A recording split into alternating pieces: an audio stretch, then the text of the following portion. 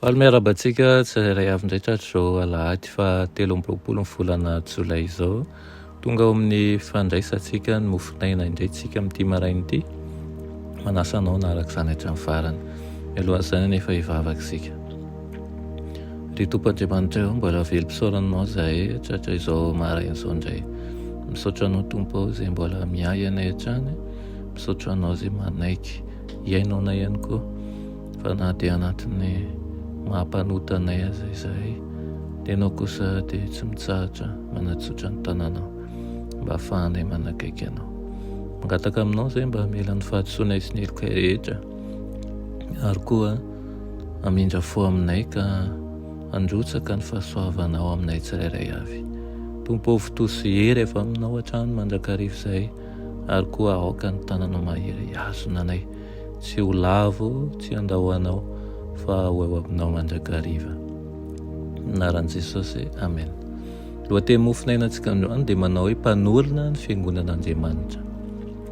Nalaina amin'ny Zakaria 9:12, manao hoe sady hanao ny tempolin'Andriamanitra izy, sady hanao ny tempolin'i Jehovah izy, amen. Ao amin'ny tempoly any an-danitra, fonenan'Andriamanitra no miorina amin'ny fahamarinana sy ny fitsarana ny seza fiandrianany. Ao amin'ny fitoerana masina indrindra ny lalàny, ilay fitsipika lehibe mamaritra ny rariny izay izany toetra ny olombelona rehetra. Ny fiara izay mitahira ny vato fisaky ny lalàna dia sarona ny rakom-panavotana. Eo anoloan'izany Kristy no mandahatra ny amin'ny rano ho an'ny mpanota. Noho izany dia mampiseho firaisana ny fahamarinana sy ny famindram-po eo amin'ny drafitra hoety manavitra ny olombelona izy io. Ny fahendrena tsy voafetra ihany no afaka mamolavola io firaisana io, ary hery tsy voafetra no afaka manatanteraka azy. Io firaisana io no mahenika ny lanitra manontolo amin'ny fahagagana sy fiterana. Ny kerobima teo amin'ny fitoerana masina teto an-tany izay niondrika tamin'ny mpanajana teo anoloan'ny rakom-panavotana dia mampiseho ny fahafalian'ny tafiky ny lanitra mibanjina ny asa-panavotana. Izao ny zava-miafy ny famindram-po izay tian'ny anjely hojerena, dia ny mbola mahamarina an'Andriamanitra ihany, nefa izy manarina ny mpanota mibebaka sy manavao ny fifandraisana amin'ny taranaka lavo. Fa azon'i Kristy atao ny manetry tena mba hampiakarina vahoaka tsy hita isa avy amin'ny hatsaran'ny fahamarinana, mba iray amin'ny anjely izay tsy lavo, na oviana na oviana, ary toetra mandrakizay eo anatrehana-Andriamanitra. Ny asan'i Kristy amin'ny mahampanelanelan azy dia aseho amin'ny faminaniana kanto dia kanto nataon'i Zakaria mikasika an'ilay atao rantsana kely.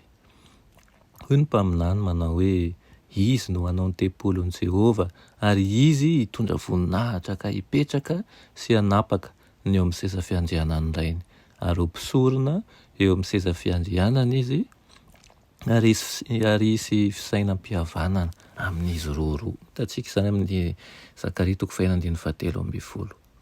Tamin'ny alalan'ny sorona nataony sy ny fanelanelana nataony, Kristy dia fototra sady mpanorina ny fiangonan'Andriamanitra.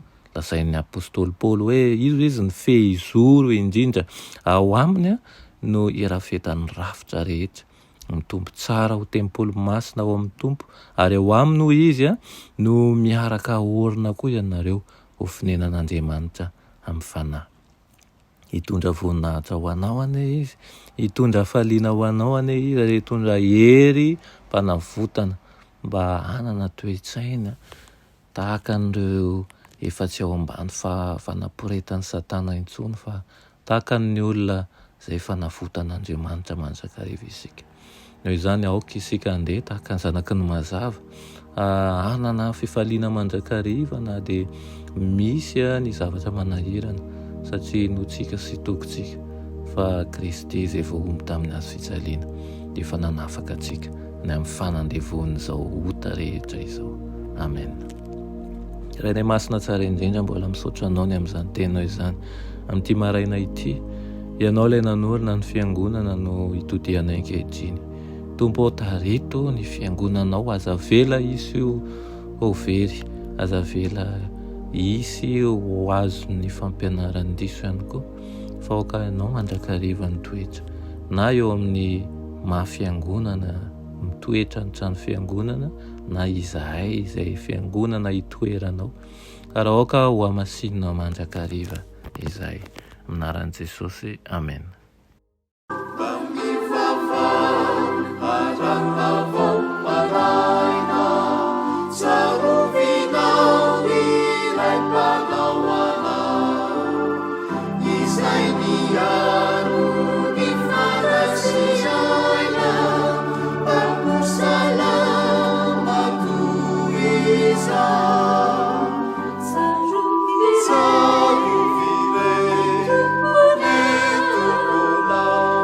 Piaro